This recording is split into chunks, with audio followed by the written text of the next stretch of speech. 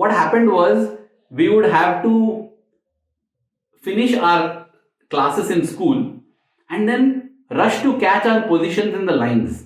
These lines go to mandir, right? If you get a front position, you get to sit front in the mandir as well. So the last hour of the classes, would often be like everyone waiting to when will the bell ring, when will I rush, that way. So one day, the last hour happened to be chemistry practicals. We were in the chemistry lab, and in a hurry to run, I just did some cleaning of the beaker, and I kept it. I didn't clean it properly, and we were all rushing out. The teacher stopped. He stopped all of us and said, "That beaker has not been cleaned properly. Whose is that beaker?" I could have just kept quiet, Nobody would have noticed.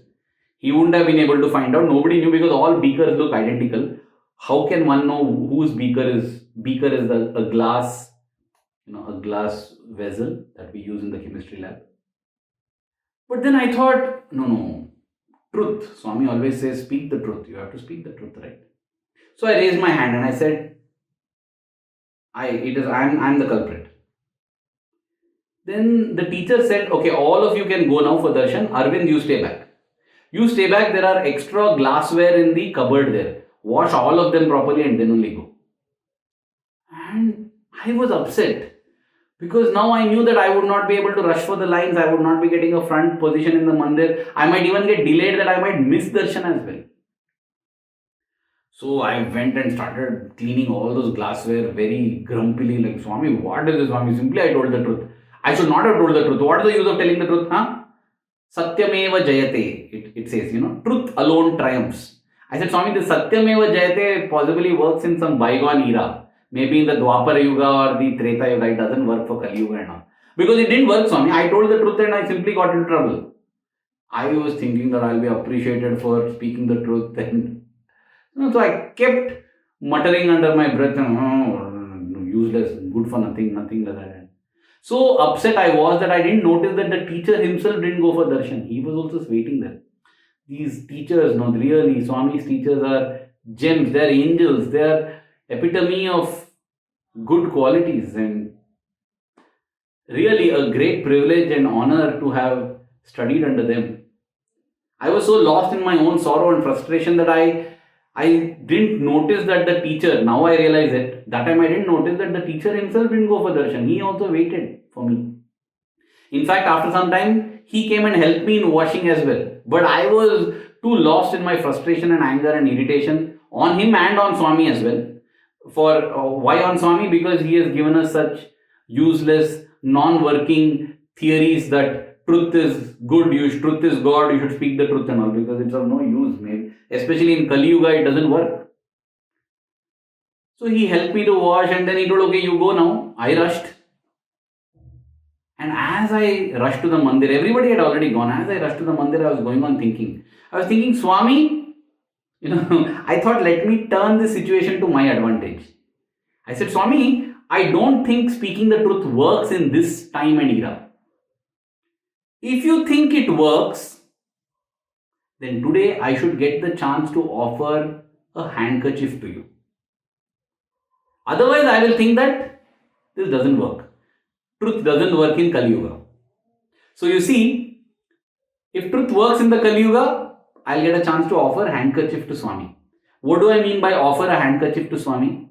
In those days, in the late 1990s, when Swami would walk around for darshan, whenever he would wave his palm and create vibhuti for some devotee or a student or a teacher, anybody who had a white handkerchief could rush up to Swami and offer that handkerchief to him to wipe his hands. Now, Swami wiping his hands was just an excuse. It was more so because when Swami wipes his hand, through the handkerchief he is holding your hand, and the vibhuti that is on Swami's fingers gets transferred onto the handkerchief. It becomes something that you can treasure, put it in your altar. Wow. So that is what I mean by offering a handkerchief to Swami. Or some other time when Swami is speaking, if Swami comes out and he is speaking to some students or some teachers or some devotees, he would wipe his lips like this with the sleeve of his robe. At that time, we could offer a handkerchief to him. Swami would take the handkerchief, just wipe his lips, and again, that was another chance that Swami created for everyone. He alone knows that he must have blessed thousands, maybe millions of handkerchiefs like this, which have made their way into millions of homes and are a source of solace and strength even to this day to so many devotees. So I was telling Swami, if truth works even in this age and this time, you should take this handkerchief. We came to the mandir, we were all. I was surprised that when I reached the mandir, darshan was not yet completed. Wow. Now, as I walked, I saw that among the students, one space in the second row was empty, as if reserved for me. And bang opposite to that place where the devotees were seated. And I thought, oh, now I know what will happen. If I go and sit there, Swami will materialize vibhuti for somebody there, and I will give handkerchief, and after that I'll have to adhere to the truth. Because Swami has made it so easy. I was wondering, how is it that that space has been left empty? Those of us who have been for darshan, we know how we rush and occupy the front places. But today was not a day I wanted to go and occupy that, because I wanted to get freedom from truth or the permission to tell lies, because truth doesn't work. So I went and sat in the portico, in the veranda. Okay. In the veranda, what happens is, Swami, when he is walking there, and if he happens to materialize vibhuti for anybody, there were two brothers who used to be walking behind Swami to assist him carry the letters. Again, when I say assist him, that's another chance that Swami created. Anything that we do to assist or help Swami is a chance that Swami created. So usually these two brothers would have a handkerchief with them. So whenever Swami materializes vibhuti, they would rush up to Swami and give the handkerchief. So I knew that if I am sitting in the portico, there is no chance that I can offer a handkerchief to Swami. But then that day, what happened was, Swami came to the portico, and Swami actually waved his hand and created vibhuti. Now, when Swami created vibhuti for somebody just near me,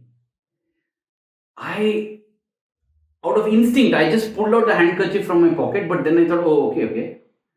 Those brothers are there, they will come and offer the handkerchief to Swami. But as they came, one of those brothers came with the handkerchief. Swami looked and said, wait.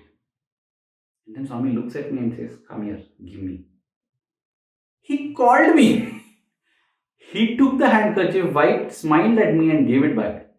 I was stunned.